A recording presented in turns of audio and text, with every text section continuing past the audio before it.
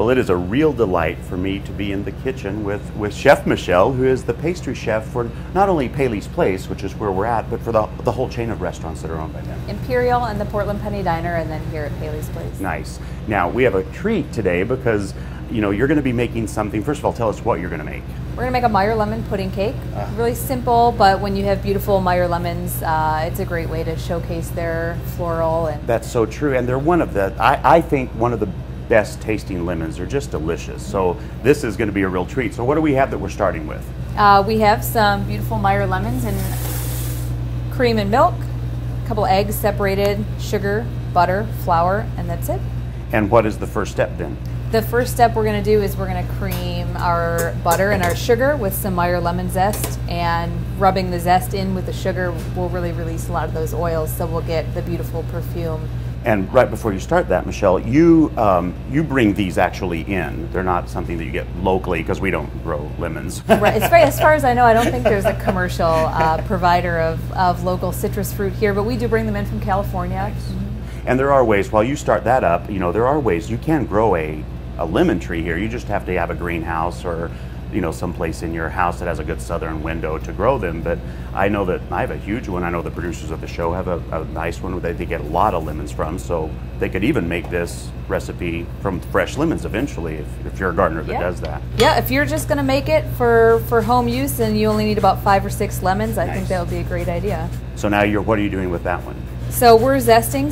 We're going to zest 3 Meyer lemons in with the sugar and the butter, and then as we cream it in the mixer, the sugar is going to help release some of the oils in the zest, and it will give it a lot more flavor. So while you're zesting that, you do the pastries for all of the restaurants, and so tell me about some of those, because this one's only a seasonal one. This is a seasonal favorite. It seems to make its way onto the menu of one restaurant or another every winter at some point, or into the spring. But yep, we love citrus fruits of all kinds, especially when they're in season. It can be great, sure, especially in wintertime when there's not a lot of fruits available. To have that refreshing citrus is really nice.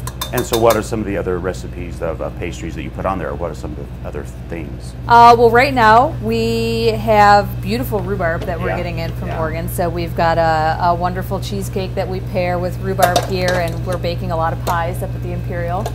So. And is this just, you're going to just whip this all together now? Yep, we're just going to whip it up. It's a real simple, it's a classic recipe. Lemon pudding cake, I think, goes back to the 40s, and it's kind of a grandma sort of dessert. But we're going to bake ours individually in ramekins and make it a little more elegant.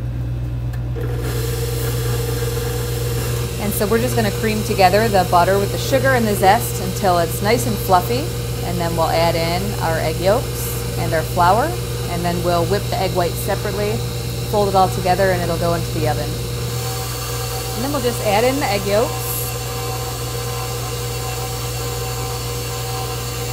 Now we'll add our lemon juice. And the smell of those lemons, I mean, it's really intoxicating almost. They're beautiful. Yeah. I love the Meyer lemons, and there's so much floral qualities to them. Well, which begs the question, Michelle, you can use other lemons in this recipe, but we just love these. Yeah, you can definitely use any kind of lemon. You can use a mix of lemons if you wanted to use the Meyer lemon zest and then use Eureka lemons for juice. I do that sometimes if I want it to be a little extra tart. Yeah. Wow, that really is a thin batter, isn't it? Yep, very thin. We always call these magic cakes in the kitchen because what's going to happen as it bakes is it's this liquid batter that goes into the ramekins, and then when it comes out, the cake sort of rises to the top, and then you end up with a little layer of lemon pudding on the bottom. So when you flip it out, it's like magic. There's pudding on the top. And the next step would be, I'm assuming, the egg whites. Yep, the next step is the egg whites, which we're going to whip up with just a little bit of sugar, and I've got a pinch of cream tartar in there with them. I always like to start the egg whites without the sugar. They whip better without sugar. You'll get more volume. And then once they're foamy like a bubble bath, we'll add our tablespoon of sugar. And you don't want to over whip them. And then we'll whip our egg whites till we have nice soft peaks. And the sugar wasn't enough. That's just adding a little just bit. Just a little bit. It will We could have added all the sugar in there. It's all going to go in the same batter, but a little bit of sugar with the egg whites will help stabilize it. It keeps it from being as easy to over whip. And then we'll just... Oh, you're folding it in together. Yep, it's all going to go in together. I find it easier to just do some gentle whisking to get the egg whites mixed into our batter. And the color is beautiful too. That pale yellow color, almost orange from the... Now, are Meyer Lemons a cross between Eureka Lemon and a... Nope, Meyer Lemons or Meyer Lemons. Okay. Yeah, that's beautiful. And the little flecks of the lemon in there. We have our ramekins ready. They're greased and lined with a little bit of granulated sugar. Okay. See, now you're so clever, Michelle. I would have just tried to pour it from that. I've done it. I don't recommend it. And how full do you fill them? All the way to the top.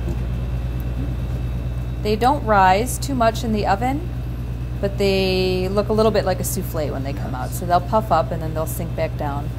And then at what temperature and how long?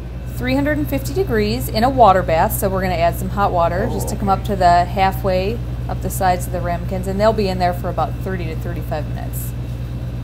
So now, Michelle, this is how it comes out of the oven, but this is how you serve it, and I see what you mean by that beautiful kind of pudding almost thing on the bottom. That's lovely. Yeah, you unmold it, and like magic, you've got your pudding on the top, and it's a wonderfully light cake, almost melts in your mouth like a baked souffle. And what are you serving it with?